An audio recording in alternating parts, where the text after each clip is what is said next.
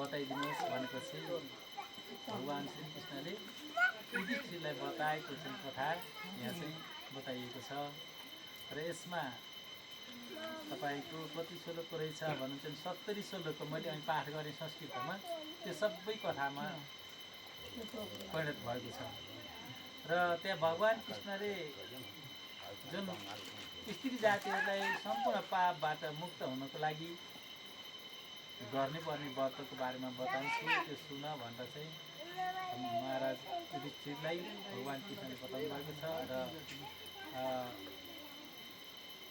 त्यो व्रत गर्नाले त्यो ऋषि पञ्चमीको व्रत गर्नाले नारीहरू कसरी मुक्त हुन्छन् भन्दाखेरि युधिष्ठिरले सोधिसकेपछि भगवान् कृष्णले त्यहाँ के बताउनु भएको छ भने यो पाप के पाप नाश हुन्छ त फेरि पाप पनि थरी थरीका हुन्छन् र कुन कस्तो किसिमको पाप नाश हुन्छ भनेर बताइसकेपछि सोधिसकेपछि भगवान् कृष्णले युधिष्ठिरलाई बताएको कथा यहाँ तपाईँहरूलाई म यथामति यहाँ लेखेको संक्षेपमा बताउन गइरहेको छु र त्यो दोष भनेको नारीहरूले लाग्ने रजदोष भन्छ। रजदोष भनेको पाखा लाग्दाखेरि कहीँ छुवाछुत भएको भए छोइएको भए अनि पछि सम्पर्क गरिएको भए ती कुराहरूको दोष नलागोस् भनेर त्यही दोष कटाउनको निमित्त के गरिन्छ यो ऋषि पञ्चमीको व्रत गरिन्छ भनेर यहाँ बताइएको छ। त्यो कहाँबाट सुरु भएको अरे भन्दाखेरि पहिला समयमा त्यहाँ त मलाई सबै श्लोकको आउन भागवतको एउटा ठाउँ छ त्यो चाहिँ एउटा श्लोक छ त्यो श्लोकमा बताइएको छ इन्द्र शत्रो विवरदश भन्ने छ त मलाई सबै आउन हो त्यो इन्द्र शत्रो विवरदश भन्नेमा बाहुनले पढ्दाखेरि बिराएर इन्द्रले मार्ने छोरो जन्मियो भनेछ कि त्यहाँ तपस्या गर्दा के भनेको थियो यज्ञ गर्दाखेरि भन्दा इन्द्रलाई मार्ने छोरो जन्मियोस् मलाई भनेर ऋषिले चाहिँ यज्ञ गराउनु भएको थियो तर बाहुनले पढिदिँदाखेरि इन्द्रले मार्ने छोरो जन्मियोस् भनेर हामीले कहिलेकाहीँ पूजा गर्छौँ नि पूजा गर्छौँ पूजा गर्नु पनि आउँछ कि एक ठाउँ पढ्दै जाँदाखेरि भार्य रक्षक भैरवी भनेर लेखाएको छ कि भार्य भनेको दुलाई हो रक्षक भनेको रक्षा गर्नु भैरवी देवी हे भैरवी देवी मेरो श्रीमतीलाई रक्षा गरिदिनु भनेर श्रीमती बिरामी भएको बेला पूजा गराउँदा तल रको काटिएर भ भन्दैछ झुक्यो त्यहाँ अक्षर अनि बाहुनले पढिदिँदाखेरि भार्य भक्षेत भैरवी हे भैरवी देवी मेरो श्रीमतीलाई चाँडै लैदेऊ त्यहाँ पनि त्यस्तै भएछ अरे त्यो भएर पढ्दाखेरि झुक्किएर त्यो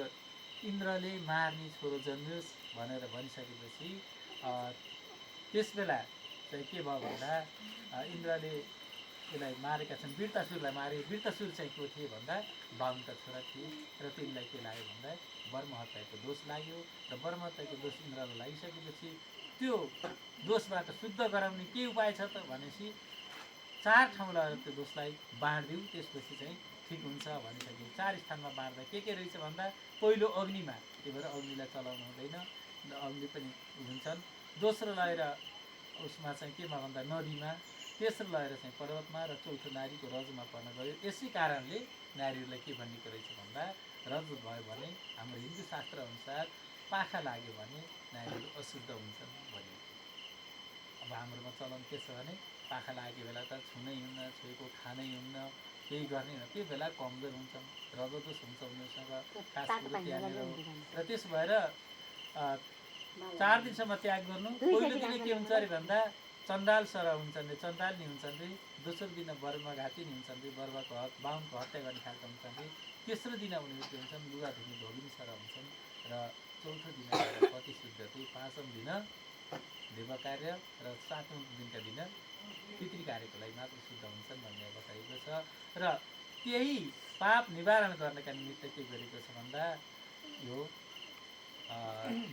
ऋषि पञ्चमीको व्रत गर्ने चलन चलाइएको पूजा गर्ने चलाइएको र यो यहाँ गर्ने चलन कसको छ बाहुनले मात्रै गर्ने चलन छ बाहुन क्षेत्रीले मात्रै गर्ने चलन छ तर यो सबै बाहुन क्षेत्री वैश्य शूद्र सबै जातिले यो ऋषि पञ्चमीको पूजा गर्न हुन्छ भनेर बताइएको छ यो पुस्तकमा बताएअनुसार सबै जातिले चाहिँ पूजा गर्नुहुन्छ र त्यसबारेमा एउटा कथा छुट्टै छ के छ भने पहिलाको सत्ययुगमा विदर्भ नाम भएको एउटा सहरमा एकदमै राम्रा व्यक्ति थिए र त्यही सहरमा एउटा 4 वेद पढेका एउटा विद्वान सुमित्र नाम गरेका के थिए बाहुन थिए र उनको श्रीमती जयसरी नामले उनकी श्रीमती थिइन्।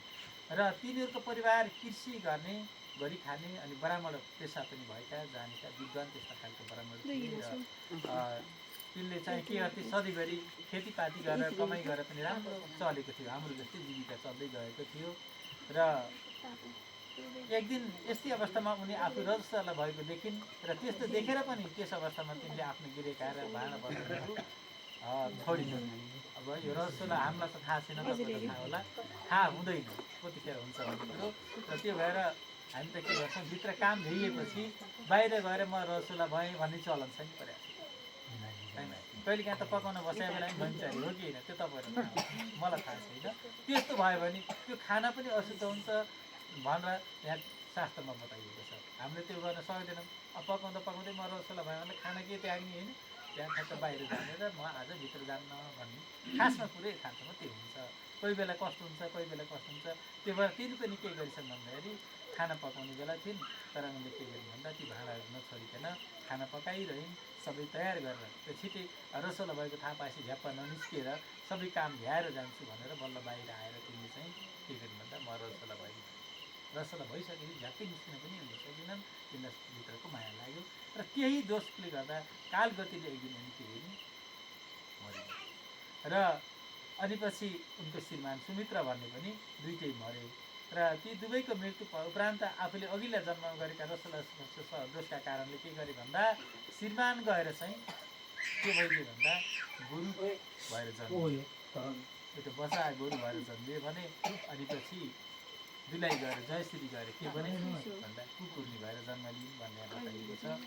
र उनका फेरि छोरा थिए र त्यो छोराको नाम के थियो सुमित्र थियो र उनी एकदमै देवताको पूजाआजा गर्ने अनि होम यज्ञ इत्यादि पनि गर्ने एकदमै धर्म कर्ममा असाध्यै विश्वास गर्ने त्यस्ता खालका चाहिँ के थिए छोरा जन्मेका थिए। र तिनी बाबुआमा पनि असाध्यै धर्म कर्म पुण्यवान, छोरा पनि त्यस्तै खालका पुण्यवान त्यस्तो चाहिँ थिए। र के गरिदिए भन्दा उनी पछि पोसी अवनिमा जन्म लिँदा त्यही घर जुन घर छोरा छ त्यही घरको गाई ब्यायो, बाछो भएर जन्मियो बाउ। अनि पछि कुकुर ब्यायो अथवा छाउरी भएर आमा जन्मियो। तर यिनी मेरी आमा भने तिनलाई पनि थाहा छैन, यो मेरो बाउ हो भने पनि उनलाई छोरालाई थाहा भएन। थाहा नभइसकेपछि तिनीहरूलाई घरमा पालेका थिए, गोरु जोत्ने काम गर्थे, कुकुरले त्यहाँ घरको रखालो गर्थे। एक दिन के गर्ने कुरो भएछ भन्दा श्राद्ध गर्ने थाल्छ। श्राद्ध गर्ने हुँदैछ, श्राद्ध गर्न बाहुनहरू बोलाएर बाहिर गर्न अब ठुलै यज्ञ इत्यादिको भोजन थियो, श्राद्धको भोजन थियो। भित्र चाहिँ अब पायस पाकिराखेको थियो, खिर पाकिराखेको थियो। अनि खिर पाकेको बेला के भइदियो भन्दा उनी उसलाई बाहिर निस्किन्, भित्र गएर सर्पले विष झारिदियो। जब सर्पको विष खिरमा पऱ्यो त्यो कुकुरले त बाहिर देखिन्। उनलाई अघिल्लो जन्म एकदम धर्मात्मा भएको हुनाले अघिल्लो जन्म गरेको कर्मको सबै फल थाहा थियो। त्यस कारणले अब यो खिर खायो भने त बाहुन पनि मर्छन्, मेरा छोरा पनि मर्छन्, अब के गरेर रोक्ने त समस्या भयो। मेरो छोरो भने थाहा छ श्राद्ध गर्न छोरो बसेको छ, बाउको तिथि हो अथवा आमाको तिथि हो, उनीको तिथि गर्दैछ। तर चाहिँ अब सर्पले विष झारिदिएको छ, त्यो ल्याएर आफूले त खान्थेनन् तर चाहिँ त्यसले त खान्यो। अब समस्या पऱ्यो भन्नुभयो। अनि बुहारीले देख्ने गरेर कतिखेर बुहारी आउँछ, बुहारीले देखि भने त्यहाँ मैले छोइदिएँ भने त्यो कुकुरले छोएको पाएछ त पछि चढाउने कुरो हुँदैन, त्यो प्रसाद बनाउने कुरो हुन्न भनेर कुकुरले के गरे भन्दा पकाइरहेको भाँडो छोइदियो।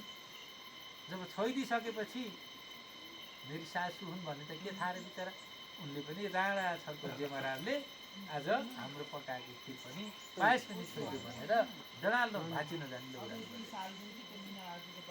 जब लौराले त्यसरी हानिसकेपछि अरू त उपाय के थियो र कुइँ कुइँ गर्दै लतारिले बाहिर आएर पल्ट्यो। त्यसलाई खाना पनि दिएन जेमरालाई। अब त्यत्रो खिर भयो, नोक्सान भयो। अब त्यसलाई बाहुनलाई दिन पनि भएन। पायस बनाएर चाहिँ हामीले पिण्डको रूपमा प्रयोग गर्न पनि भएन भनेर फेरि के गर्ने भन्दाखेरि खाने अनि खानाले फाले अनि नयाँ बनाएर श्राद्ध गरिसकेपछि अब पितृ तर्पणहरू भयो, सबै काम भयो, पिण्डदान भयो, बाहुनहरूलाई भोजन बनाए, छुट्ट भोजन बनाए, खाए, बाहुनहरू आफ्नो आफ्नो घर गए। अनि दिनभरि जोत्न लगेका थिए गोरुलाई ल्याएर भकेरा बाँधे। अनि कुकुरले कसलाई गुनासो गर्छ, श्राद्धको दिन छ, खाना त दिएका छैन। अनि के भन्दा बेलुकी कुकुर घर्सिँदै गोरुसँग। उनलाई थाहा थियो, किन थाहा थियो भने उनी धर्मात्मा भएको हुनाले।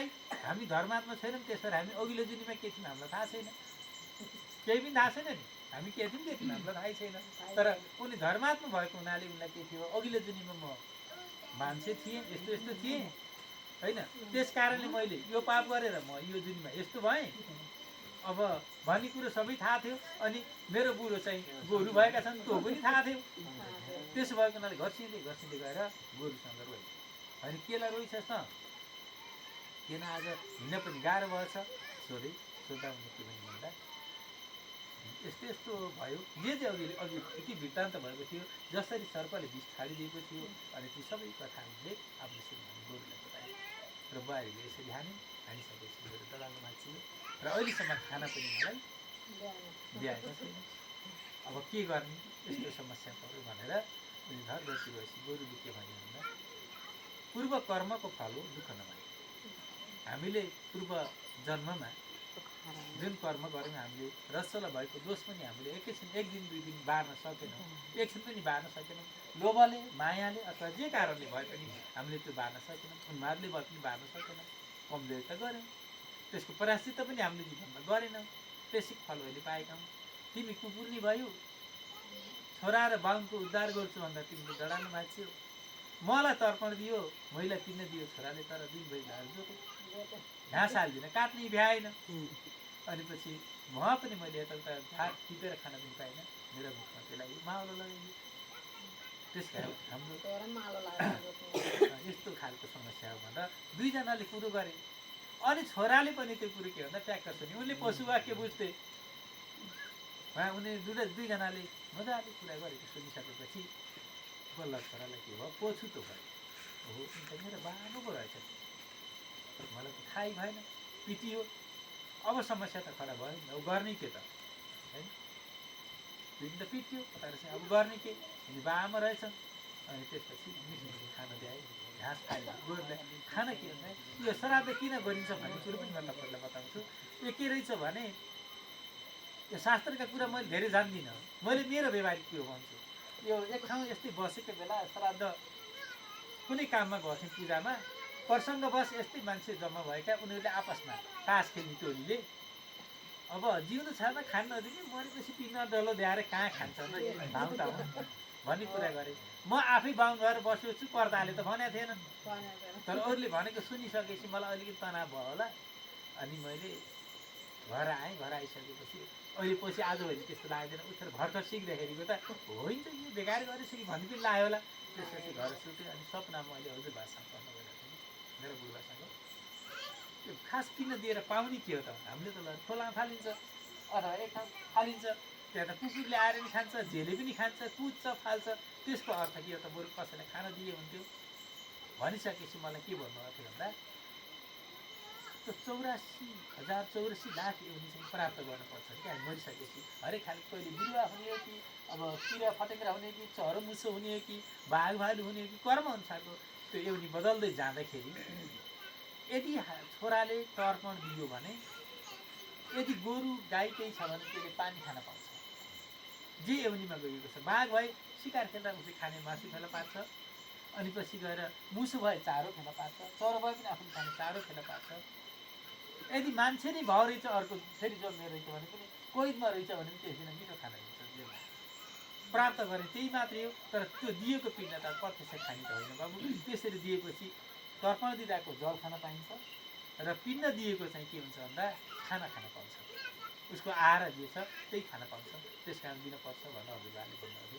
यहाँ पनि लगभग त्यस्तै नै हुनुभयो। त्यहाँ के भयो भन्दा त्यो बुझिसकेपछि तिनी छोरालाई पिर भयो, पिर भइसकेपछि उनले खाना त्यस दिन दिए।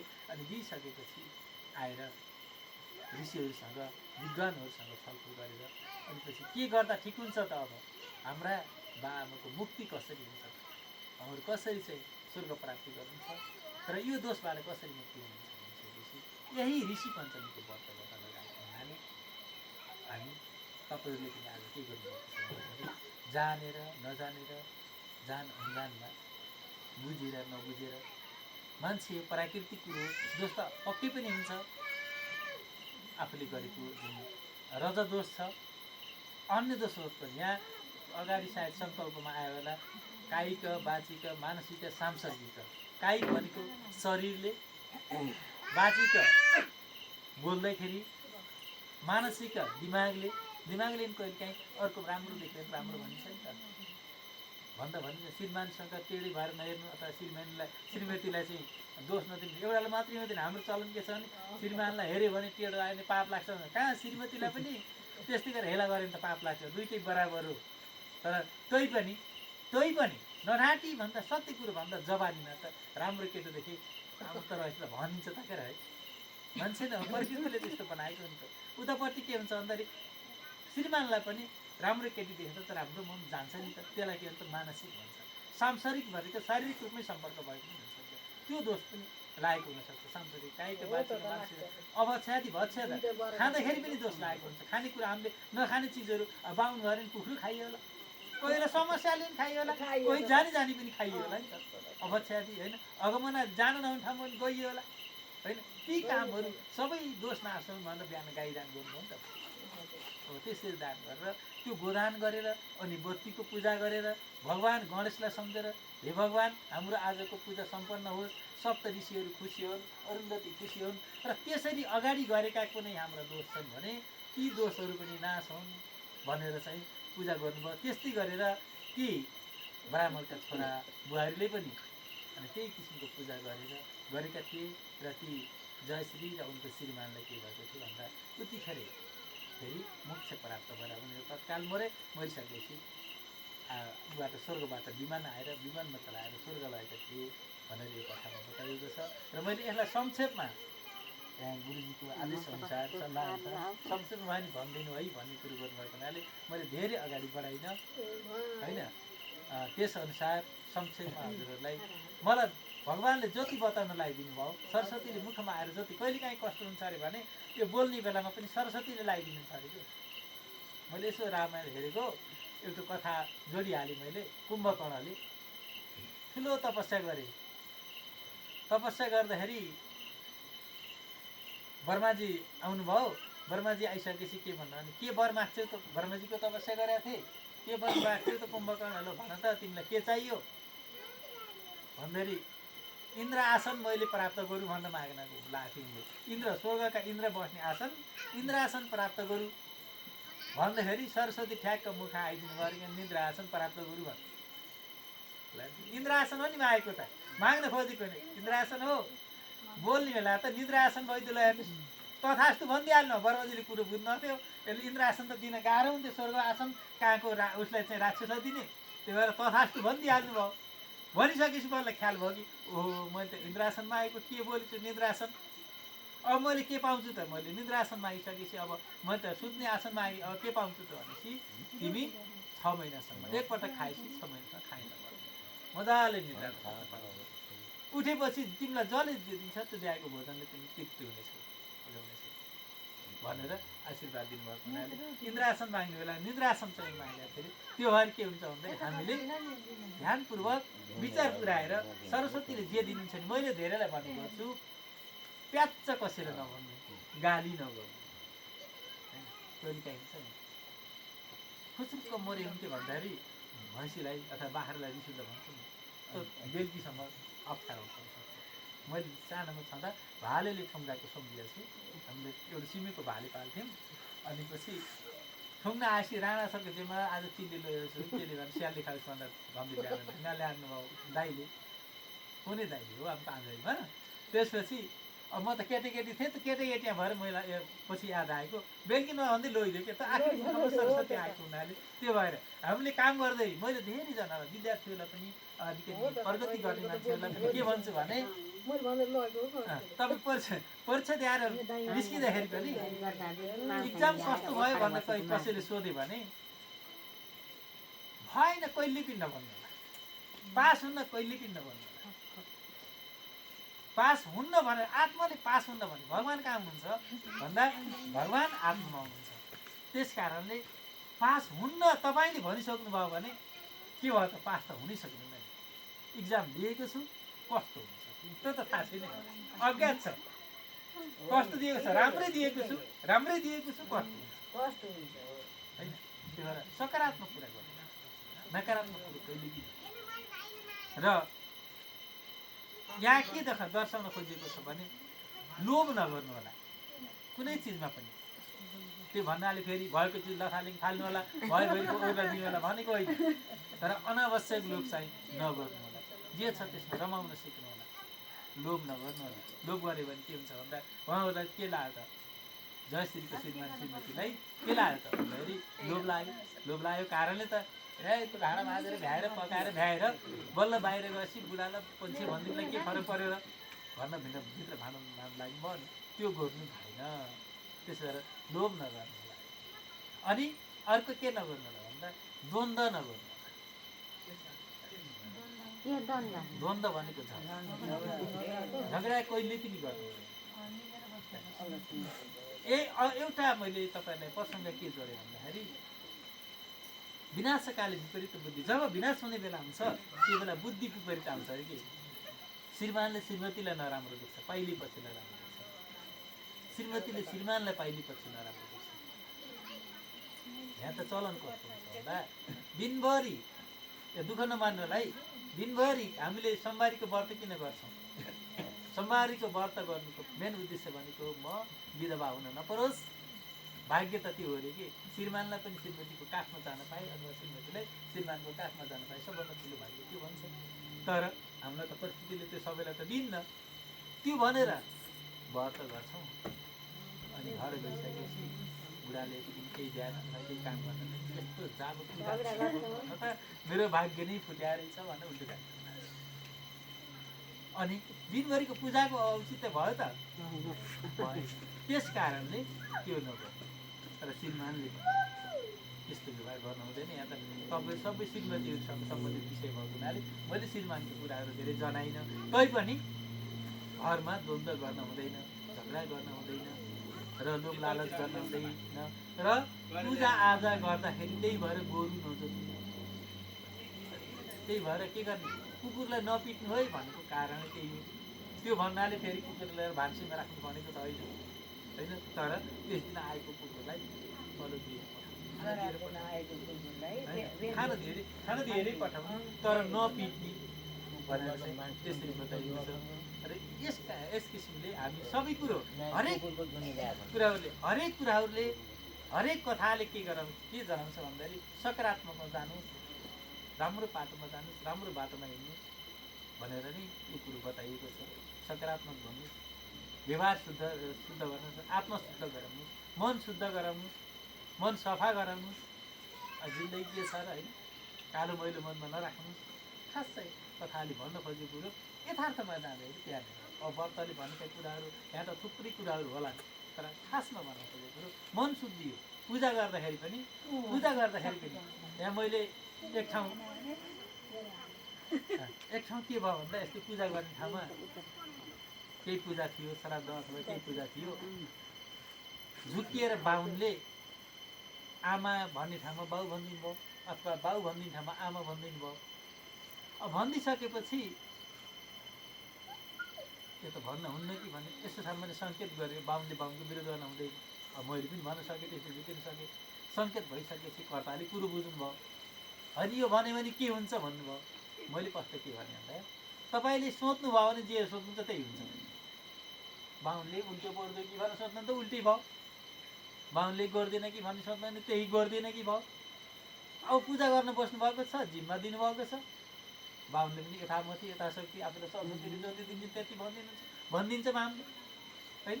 तपाईँहरूले गर्ने मान्छेले पनि के गर्नु पर्यो, ध्यानसित गर्नुपर्छ अरे। पूजा गर्दा ध्यानसित गर्ने।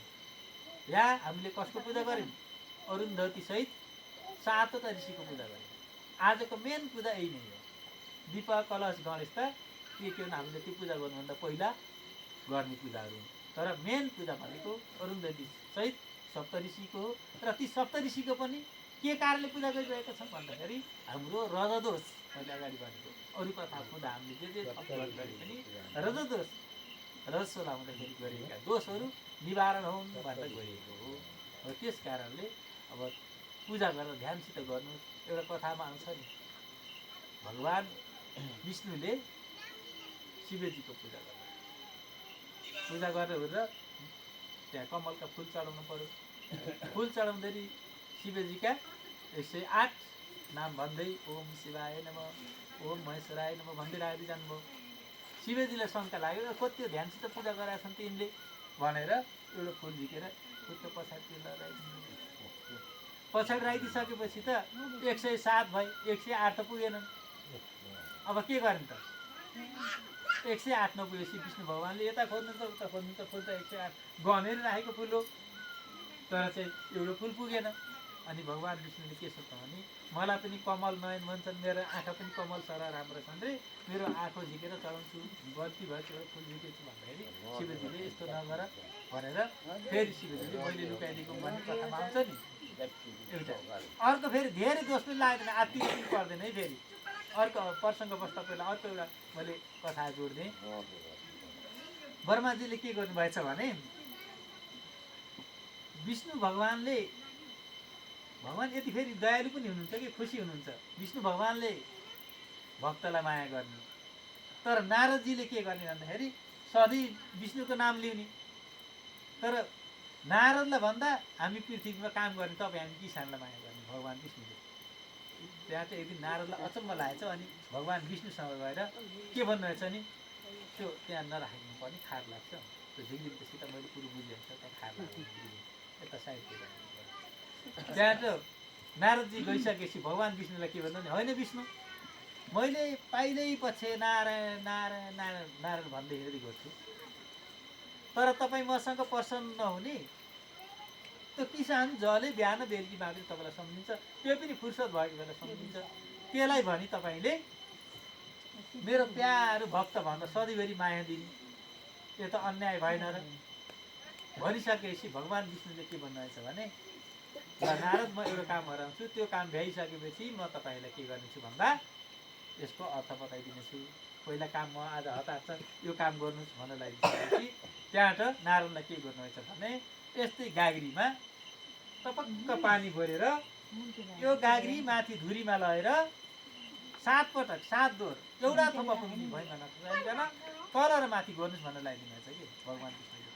अनि नारदजीले गाग्री छोपेर माथि जानुपर्छ गन्दै गन्दै बल्ल एकपटक गएँ, अब त्यो थोप्लो खस्नु भएको छैन, भुइँमा पोखेर छतल्किनु भएको छैन, तल गएर 7 पटक पुऱ्याएँ, नारायण भगवान् मैले 7 पटक पुऱ्याएँ भन्दै आउनुभयो। आइसकेपछि भगवान् विष्णुले भन्नु तपाईँ त्यति 7 दोहोर गर्दाखेरि मलाई कति पटक सम्झिनु भयो त भन्दा 1 पटक पनि सम्झिनँ, किनकि पानी पोखिन्छ भने ज्ञान भयो। तपाईँलाई मैले हराएको एक दिनमा एकछिनमा तपाईँले बिर्सिनुहुन्छ भने बिचरा किसान काम गर्ने मान्छे उनीहरूले त दिनदिनै काम गर्नुपर्छ, त्यस कारण दिनदिनै काम गर्दाखेरि मलाई कोही थिएन फुर्सद भयो होला त सम्झिने हो गरेर, त्यस कारण मलाई किसान प्यारो छ, भक्त बुद्धि पनि प्यारो छ, काम गर्ने मान्छे पनि प्यारो छ भगवान्।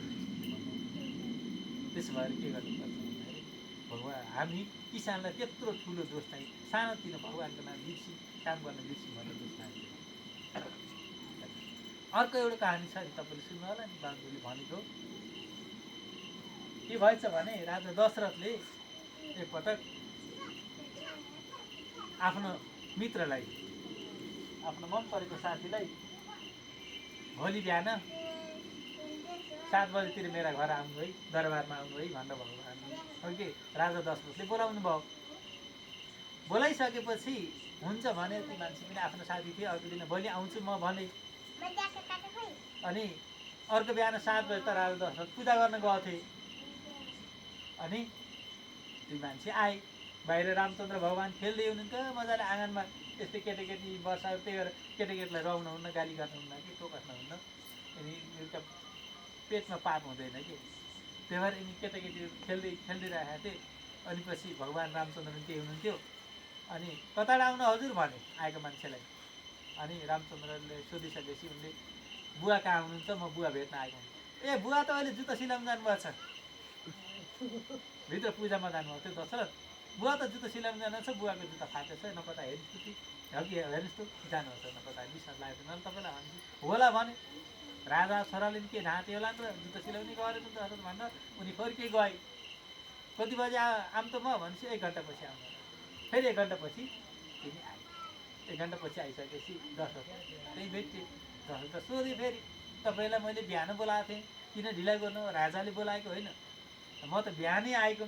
तपाईँ त जुत्ता सिलाउनु जानुभएको थियो अरे, कसले भन्यो भनेर त रामचन्द्रले भन्यो। अनि वर्षाले भनेन त, यस्तै केटाकेटीले भन्थ्यो त जुत्ता सिलाउनु जानुपर्छ मम्मी। अनि पछि होइन राम त झुट नबोल्नु पर्ने, हे राम यहाँ पूर्व रामचन्द्र भगवान् दौडिँदै जानुभयो। त किन झुट बोलिस्, कहाँ बोले तपाईँ उहाँ आउँदाखेरि किन मलाई जुत्ता सिलाउनु गएको भनिस्? म गएर भित्र पूजा गर्दैछु, भगवान्को पूजा गर्दैछु, तैँले जुत्ता सिलाउनु गएको भन्न मिल्छ? यस्तो झुटो बोल्ने हो छोरो भएर भनिसकेपछि रामचन्द्र हाँस्नु। अझ हाँस्छस्, रिस उठ्छ नि केटाकेटी, गल्ती पनि गरेको छ, अझ हाँस्छ। फेरि रामचन्द्र हाँस्नुभयो। बुवा तपाईँ त जुत्तै सिलाउनु जानुभएको थियो, कहाँ गएँ म पूजा गर्छु, तपाईँ जुत्ता फाटेछ छैन? अनि पूजामा बस्नु भएको छ, के सोध्नु भएको छ भन्दाखेरि मेरो जुत्ता कतिखेर सिलाउनु जाने होला, भ्याएर यो जुत्ता फाटेको छ, त्यो सिलाउने मान्छे भेटिने हो कि होइन? तपाईँको ध्यानभरि जुत्तामा छ, अनि तपाईँ पूजा बसेर के गर्ने हो? त्यही भएर हामीले जे कर्म गर्छौँ त्यही बेलाको ध्यान दिनु। खेती लाउने बेला खेतीकै ध्यान दिनु। अब तपाईँ गरामा जानुभएको छ, जय श्रीराम भनेर खेत गोडेर भ्याइन्छ र भ्याइन्छ? खेत गर्ने बेला खेती गर्ने हो, पूजा गर्ने बेला पूजाकै ध्यान दिने हो। त्यस कारण त्यसरी चाहिँ ध्यानपूर्वक तपाईँहरूले पूजा गर्नुभयो र त्यही पूजाको तपाईँहरूलाई प्रतिफल प्राप्त होस्। जानी नजानी गरेका यदि रजदोषहरू त्यस्तो केही भए, ती दोषहरू सप्तऋषिको प्रभावले र भगवान्को प्रभावले त्यो नष्ट हुन् र तपाईँहरूलाई चाहिँ सुख शान्ति मिलोस्, यही कामना गर्दै र जति सके मेरो औकातले जति भ्यायो मैले संक्षेपमा यो कथालाई गीत गाउन चाहेँ। बोलो कृष्णचन्द्र भगवान् की जय।